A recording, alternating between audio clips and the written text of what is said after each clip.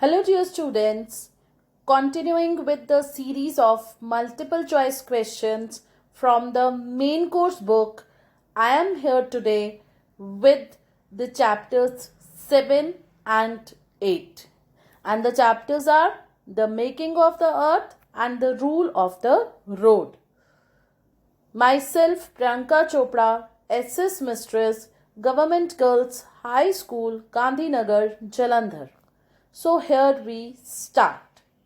So students, our first question is, who is the author of the chapter The Rule of the Road?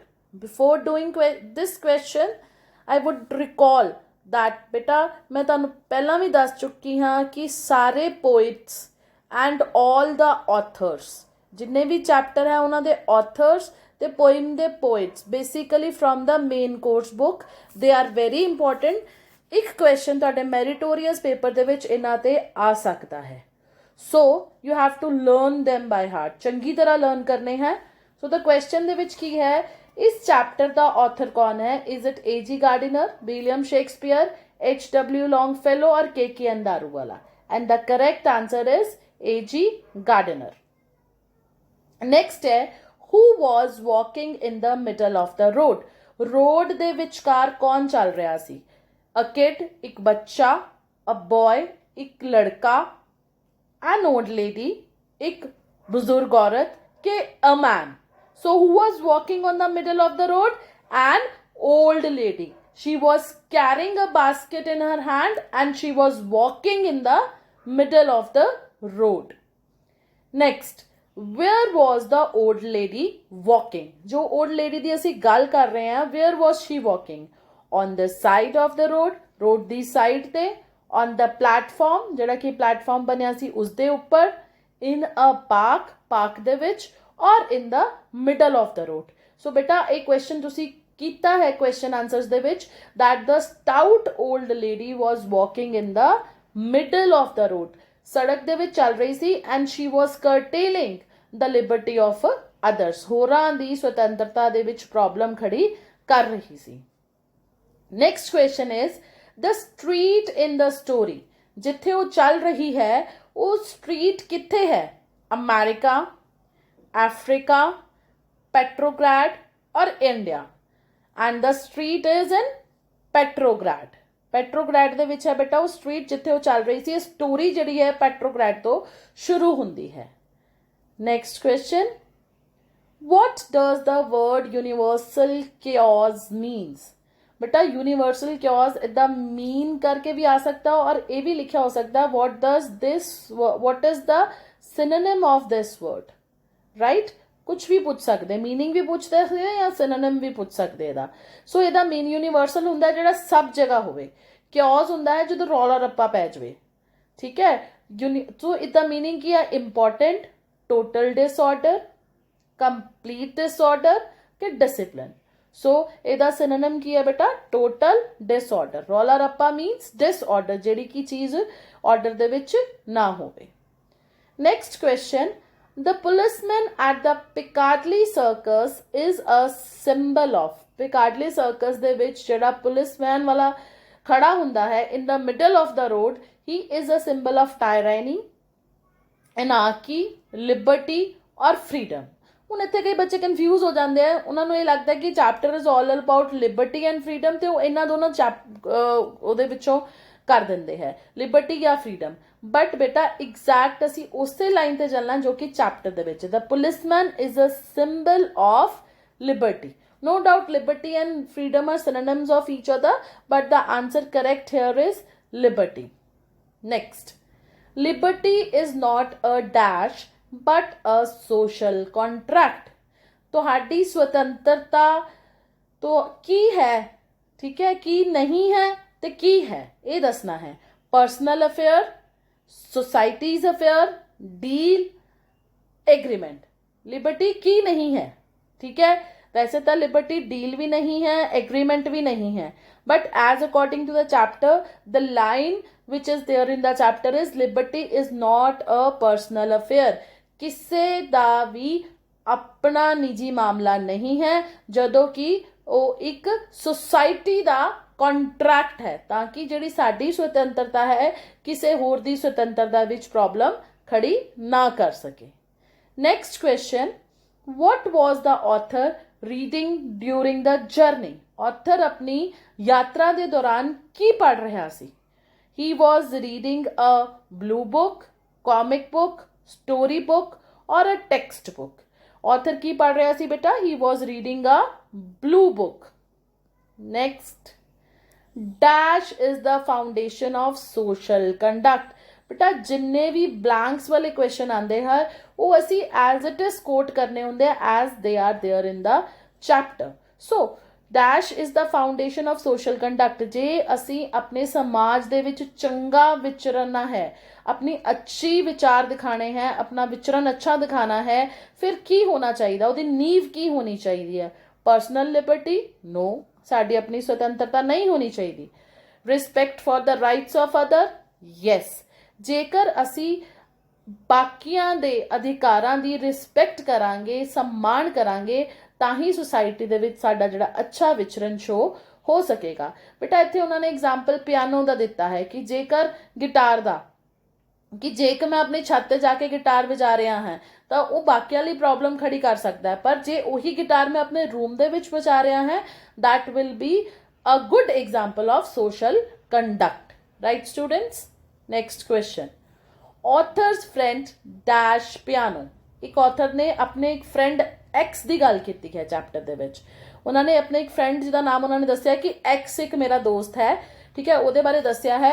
ਉਹਨੂੰ piano ਕੀ ਸੀ? ਉਹਨੂੰ piano ਪਸੰਦ ਸੀ, ਨਹੀਂ ਪਸੰਦ ਸੀ, ਉਹ piano ਨੂੰ ਪਿਆਰ ਕਰਦਾ ਸੀ ਜਾਂ ਪਿਆਨੋ ਨੂੰ ਮਿਸ ਕਰਦਾ ਸੀਗਾ? ਬੇਟਾ ਉਹ ਪਿਆਨੋ ਨੂੰ ਪਸੰਦ ਨਹੀਂ ਕਰਦਾ ਸੀ, ਇਸ ਕਰਕੇ ਉਹ ਸਟਰੀਟ ਦੇ ਵਿੱਚ ਜਾਂਦਾ ਸੀ ਤੇ ਉਸੇ ਪਿਆਨੋ ਵਾਲੇ ਨੂੰ ਭਜਾਉਣ ਦੀ ਕੋਸ਼ਿਸ਼ ਕਰਦਾ ਸੀ। Right students? Next, the author was traveling by a, ਆਪਾਂ ਪਹਿਲਾਂ ਕੁਐਸਚਨ ਕੀਤਾ ਹੈ ਕਿ author ਜਿਹੜਾ ਹੈ he was reading a blue book during his journey, ਤੇ ਉਹ ਜਰਨੀ ਉਹ ਕਰ ਕਿਸ ਤਰੀਕੇ ਨਾਲ ਰਿਹਾ ਸੀ? by bus, by own car, train के bicycle?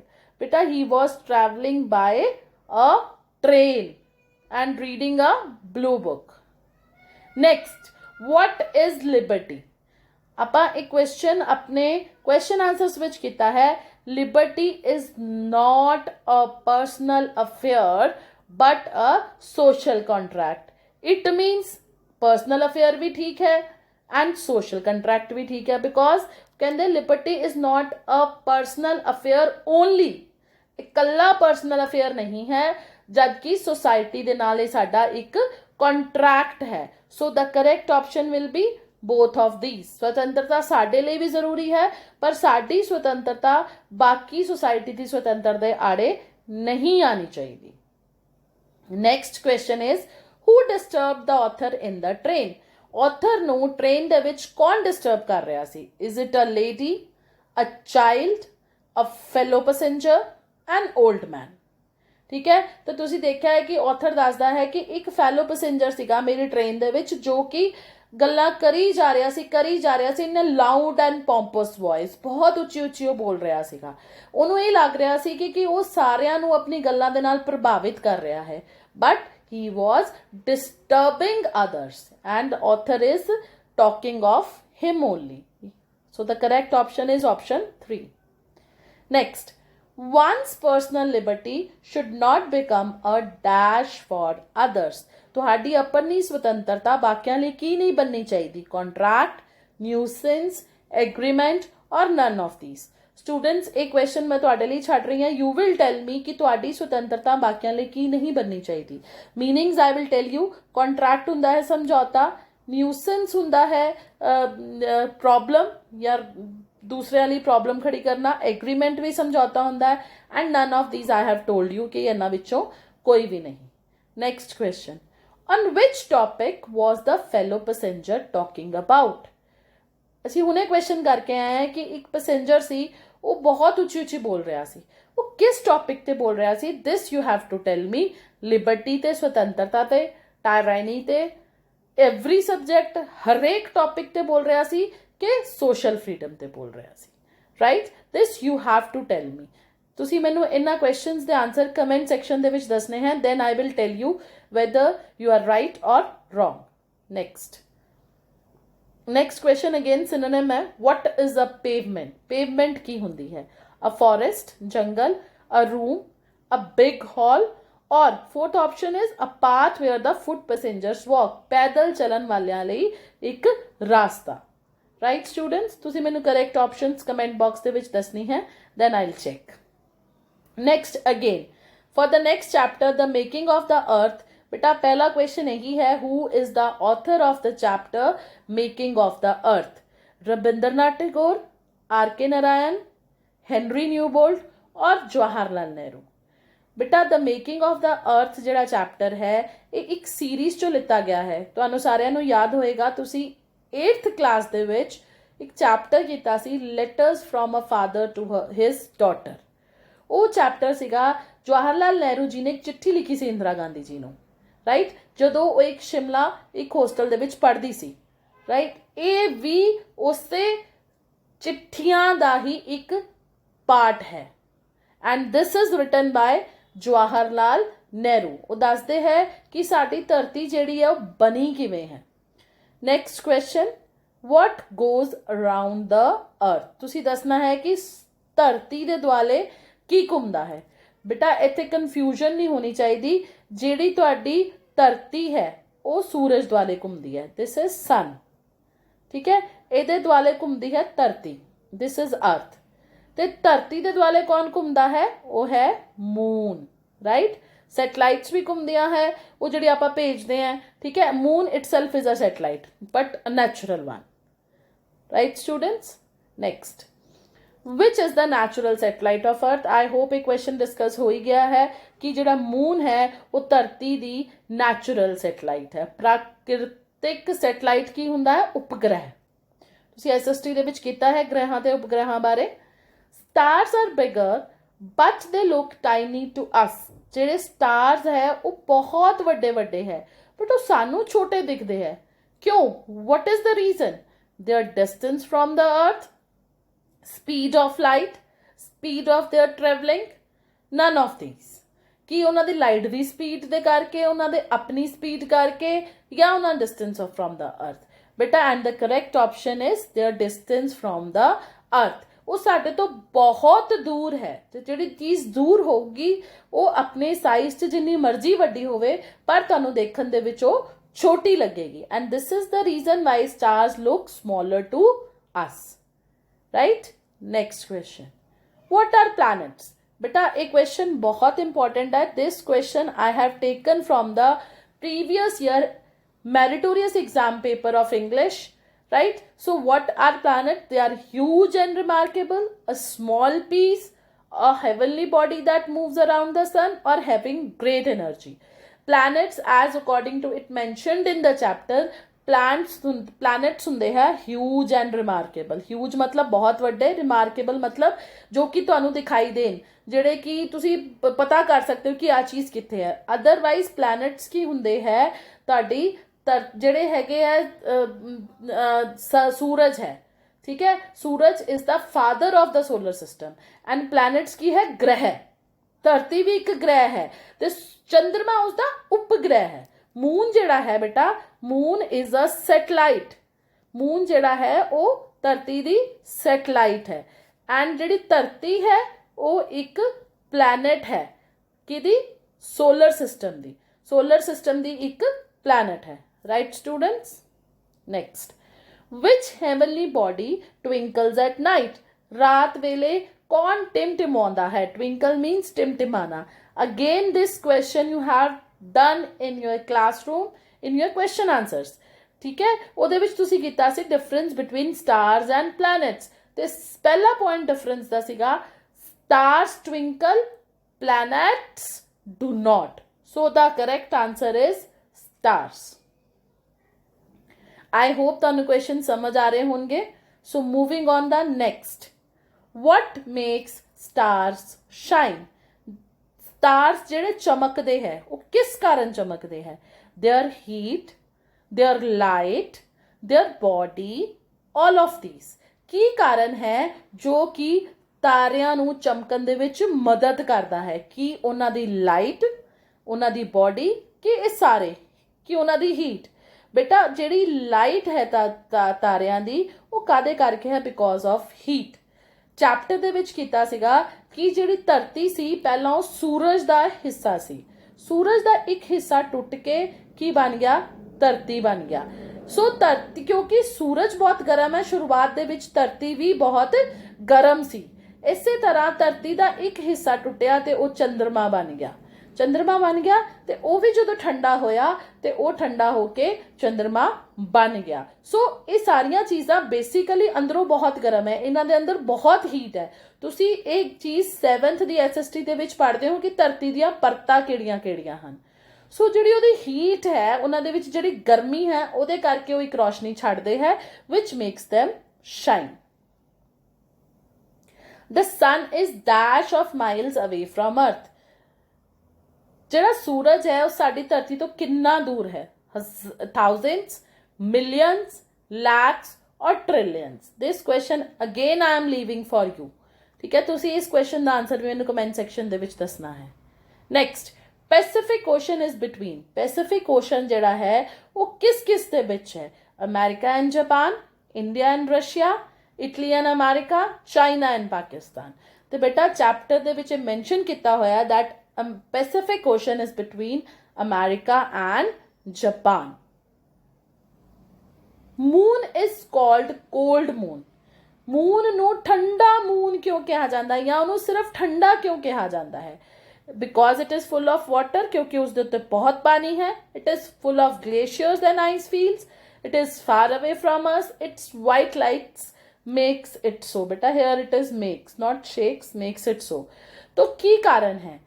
ਬੇਟਾ ਇਟ ਇਜ਼ ਫੁੱਲ ਕੋਲਡ ਇਸੇ ਕਰਕੇ ਕਿਹਾ ਜਾਂਦਾ ਹੈ ਕਿਉਂਕਿ ਇਸ ਦੇ ਉੱਤੇ ਆਈਸ ਫੀਲਡਸ ਤੇ ਗਲੇਸ਼ੀਅਰਸ ਜਿਹੜੇ ਹੈ ਉਹ ਪਾਏ ਜਾਂਦੇ ਹੈ, ਇਸ ਕਰਕੇ ਇਹਨੂੰ ਠੰਡਾ ਵੀ ਕਿਹਾ ਜਾਂਦਾ ਹੈ। ਨਾਮ ਤੋਂ ਹੀ ਕਲੀਅਰ ਹੈ, ਆਈਸ ਦੇ ਨਾਲ ਹੀ ਠੰਡਾ ਹੁੰਦੀ ਹੈ ਕੋਈ ਵੀ ਚੀਜ਼। Oceans and seas were formed as a result of, ਜਿਹੜੇ ਕਿ ਮੈਂ ਤੁਹਾਨੂੰ ਹੁਣੇ ਪਿੱਛੇ ਦੱਸ ਕੇ ਆਈ ਹਾਂ ਕਿ ਸੂਰਜ ਤੋਂ ਧਰਤੀ ਬਣੀ, ਠੀਕ ਹੈ, ਤੇ ਧਰਤੀ ਦਾ ਇੱਕ ਹਿੱਸਾ ਟੁੱਟਿਆ ਤੇ ਉਹ ਕੀ ਬਣਿਆ? ਚੰਦਰਮਾ ਬਣਿਆ, ਜੋ ਕਿ ਚੈਪਟਰ ਦੇ ਵਿੱਚ ਸਾਨੂੰ ਦੱਸਿਆ ਹੋਇਆ ਹੈ। ਠੀਕ ਹੈ, ਤੇ ਓਸ਼ਨ ਤੇ ਸੀਜ਼ ਵੀ ਨਾਲ ਨਾਲ ਬਣੇ। ਤੇ ਉਹ ਕਿਵੇਂ ਬਣੇ? ਕੰਡੈਂਸੇਸ਼ਨ ਆਫ ਵਾਟਰ ਵੇਪਰ, ਜਿਹੜੇ ਵਾਟਰ ਵੇਪਰ ਹੈ ਜਿਹੜਾ ਕਿ ਭਾਫ ਦੇ ਜਿਹੜੇ ਪਾਰਟੀਕਲਸ ਆ ਉਹਨਾਂ ਦੇ ਠੰਡਾ ਹੋਣ ਨਾਲ, ਰੇਨਸ ਮੀਂਹ ਨਾਲ, ਸਟਰੋਮਸ ਮਤਲਬ ਹਨੇਰੀ ਨਾਲ, ਜਾਂ ਫਲੱਡਸ ਹੁੰਦੇ ਆ ਬੇਟਾ ਬਾੜ ਆਣਾ, ਜਦੋਂ ਬਹੁਤ ਜ਼ਿਆਦਾ ਮੀਂਹ ਤੇ ਬਾੜ ਆ ਜਾਂਦੀ ਹੈ। And the correct answer is condensation of water vapour. ਜਦੋਂ ਜਦੋਂ ਠੰਡੇ ਹੋ ਕੇ ਪਾਣੀ ਦੇ ਰੂਪ ਦੇ ਵਿੱਚ ਥੱਲੇ ਆਈ ਗਏ ਤੇ ਓਸ਼ਨ ਤੇ ਸੀਜ਼ ਬਣੀਆਂ। Next, in the beginning the earth was very cold, beautiful, hot, big. Again this question you have to do by yourself। ਮੈਂ 2 ਵਾਰੀ ਇਸ ਕੁਐਸਚਨ ਦਾ ਰੈਫਰੈਂਸ ਦੇ ਚੁੱਕੀ ਹਾਂ ਪ੍ਰੀਵੀਅਸ MCQs ਦੇ ਵਿੱਚ। So you have to tell me in the beginning, ਸ਼ੁਰੂਆਤ ਦੇ ਵਿੱਚ ਜਿਹੜੀ ਧਰਤੀ ਸੀ ਉਹ ਕਿਹੋ ਜਿਹੀ ਸੀ? All the hollows of the earth were filled with dash when it rained. ਹੌਲੋਜ਼ ਹੁੰਦੇ ਹੈ ਜਿਹੜੇ ਵੱਡੇ ਵੱਡੇ ਗੱਡੇ ਹੁੰਦੇ ਹੈ। ਜਦੋਂ ਵੱਡੇ ਵੱਡੇ ਗੱਡੇ ਜਿਹੜੇ ਸੀਗੇ ਉਹ ਕਾਹਦੇ ਨਾਲ ਭਰ ਜਾਂਦੇ ਸੀ ਜਦੋਂ ਬਾਰਿਸ਼ ਆਉਂਦੀ ਸੀਗੀ? ਇਹ ਵੀ ਕੁਐਸਚਨ ਤੁਸੀਂ ਮੈਨੂੰ ਆਨਸਰ ਦੇਣਾ ਹੈ ਇਹਦਾ। Water, salt, snow and dust ਕਾਹਦੇ ਨਾਲ ਭਰਦੇ ਸੀ? This you have to tell me. Next question, give synonym of the word parallel. Again, this question has been taken from the previous year meritorious paper. Parallel the synonym ਬੇਟਾ ਹੈ ਉਹ ਉੱਥੇ ਆਇਆ ਹੋਇਆ ਸੀ। ਇੱਕ authors ਦੇ ਉੱਤੇ, poets ਦੇ ਉੱਤੇ, ਤੇ ਇੱਕ synonym ਜਾਂ antonym ਦੇ question ਜ਼ਰੂਰ ਆਉਂਦਾ ਹੈ। So you have to give the synonym of the word parallel. Is it useless, danger, expulsion or a thing? ਬੇਟਾ parallel ਦਾ ਮਤਲਬ ਹੁੰਦਾ ਹੈ ਖਤਰਾ। ਪੈਰਲ ਦਾ ਮਤਲਬ ਹੁੰਦਾ ਹੈ ਖਤਰਾ। तो करेक्ट आंसर खतरा आप किनू कहने हैं? डेंजर।